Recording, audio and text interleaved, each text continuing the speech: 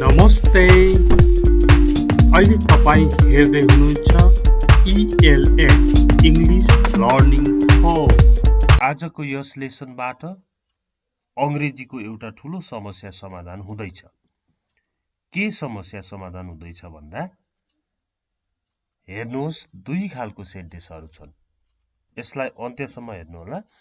जस्तो काम भइरहेकोमा आइएनजी लाग्छ, यो चाहिँ कन्फर्म हो। अहिले भइराखेको, पहिले भइरहेको, पछि भइरहेको जस्तै भए पनि आइएनजी लाग्छ। भर्ब प्लस आइएनजी हुन्छ। हेर्नु है, म कलेजतिर जाँदै थिएँ भने पनि गोइङ नै लाग्छ। अनि जाँदैछु भने पनि गोइङ कन्फर्म हो। म कलेजतिर जाँदै हुनेछु भने पनि गोइङ कन्फर्म हो। म 2 वर्षदेखि कलेज जाँदै आएको छु भनेर भन्नु परे पनि गोइङ कन्फर्मै हुन्छ। ओके, फेरि पनि सुन्नुहोस् है। राम बस चलाउँदैछ भने पनि ड्राइभिङ हुन्छ। राम बस चलाउँदै आएको छ, 2-4 वर्ष भयो भने पनि ड्राइभिङ हुन्छ। रामले बस चलाउँदै आएको थियो भने पनि ड्राइभिङ नै हुन्छ। चलाउँदै आएको हुनेछ भने पनि ड्राइभिङ हुन्छ। चलाउँदै थियो भने पनि ड्राइभिङ हुन्छ। भर्ब चाहिँ मुख्य क्रिया चाहिँ काम भइरहेको बेला आइएनजीमै हुन्छ, त्यो कन्फर्म हो। अनि कति बेला कस्तो भन्ने कुराहरू त्यसपछि गरौँला है। अहिले यहाँ हेर्नुहोस्, अहिले पानी परिरहेको छ। पानी परिरहेको भन्ने शब्द छ। पानी परिरहेको भन्ने बित्तिकै रेनिङ चाहिँ कन्फर्मै हो। रेनिङ कन्फर्म हो। यहाँ हेर्नुहोस् त, दिनैभरि पानी परिरहेको छ। पानी पर्दै आएको छ भनेको हो। पानी पर्दै आएको छ। दुईटैमा पानी पर्ने काम कन्टिन्यू चलेको देखिन्छ। त्यसो हुँदा यहाँ पनि रेनिङै छ, यहाँ पनि रेनिङ छ। अब यो दुईटामा के फरक छ त? इट्स रेनिङ नाउ, अहिले पानी परिरहेको छ। It has been raining for all day, दिनैभरि पानी पर्दै आएको छ। इट्स रेनिङ नाउ भनेको तपाईँ बोलेका बेला बाहिर पानी परिरहेको हुन्छ। अब तपाईँले भन्नुभयो it has been raining for a week भन्नुभयो अरे। 1 हप्तादेखि पानी पर्दै आएको छ भन्नुभयो अरे। 1 हप्तादेखि कन्टिन्युअसली पानी पर्दै आएको छ, बिचमा रोकिन्छ एकछिन, फेरि पर्छ, पर्दैछ, पर्दै आएको छ, त्यस्तो खालको कुरा यो हो। यसबाट अलिअलि बुझिँदैछ, प्रश्न भएको छैन। फेरि हेरौँ। We are helping the girl, सहयोग गर्दै, सहयोग गरिरहेको भन्ने शब्द छ यहाँ। सहयोग गर्दैछ, यहाँनेरि हेर्नुहोस् त, सहयोग गर्दै भन्ने शब्द छ। यो काम भइरहेको हुने बित्तिकै यहाँ पनि हेल्पिङ छ, यहाँ पनि हेल्पिङ नै छ, कन्फर्म हो यो। अब हामी त्यो केटीलाई सहयोग गर्दैछौँ भन्दा we are helping the girl हुन्छ। अब सहयोग गर्दै आएका छौँ भन्दा चाहिँ we have been helping the girl हुन्छ। We are helping the girl, हामी त्यो केटीलाई सहयोग गर्दैछौँ। Okay, we have been helping the girl since she was 3, हामीले त्यो केटीलाई उनी 3 वर्षको हुँदादेखि सहयोग गर्दै आएका छौँ। यसरी फरक पर्छ। ओके, यसमा सहयोग गर्दैछौँ भनेको अहिले सहयोग गर्दैछौँ। we are busy now, we are helping the girl, please wait for an hour, 1 घण्टा पर्खिनुहोस्, यस्तो कुरा। we have been helping the girl since she was 3 भनेको अहिले तपाईँ बोलिरहेकालाई हेल्पिङ भनेर हेल्प गरिरहेको अवस्था लामो समयदेखि चल्दै आएको अवस्था हो यो चाहिँ। अर्को हेरौँ, यसबाट लगभग धेरै कुरा प्रश्न हुन्छ है। He is driving a bus, ऊ बस चलाइरहेको छ। He has been driving a bus, ऊ बस चलाउँदै आएको छ। He is driving a bus means अहिले ऊ फोन उठाउन सक्दैन। He is driving a bus, please call back or he will call you back, तिमीलाई फेरि तपाईलाई फेरि उसले फोन गर्नेछ, कल ब्याक गर्नेछ। किन? he cannot receive the phone now, अहिले ऊ फोन रिसिभ गर्न सक्दैन। why? he is driving a bus, ऊ बस चलाइरहेको छ। तर he has been driving a bus भनेको चाहिँ ऊ बस चलाउँदै आएको छ। उसले कति वर्ष भयो होला? He has been driving a bus for 5 years.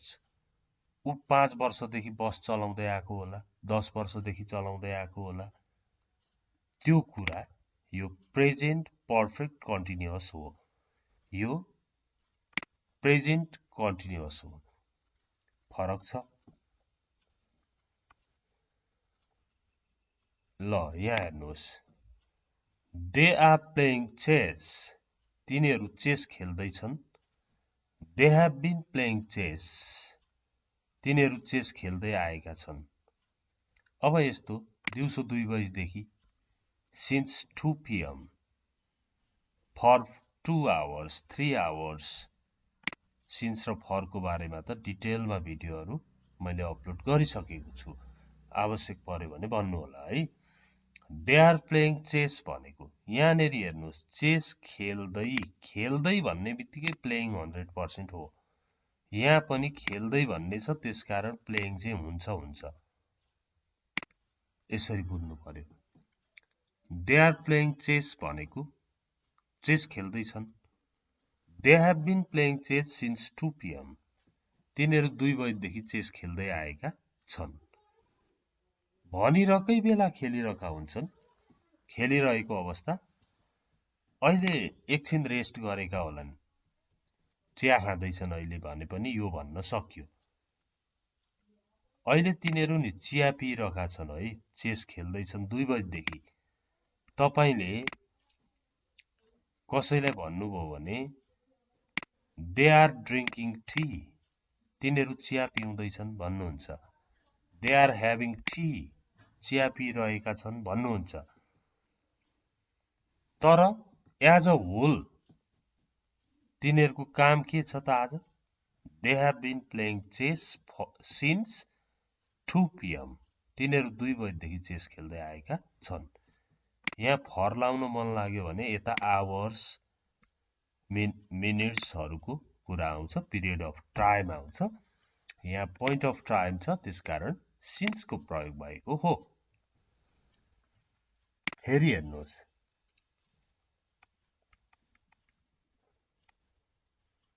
I am writing a novel, म उपन्यास लेख्दैछु।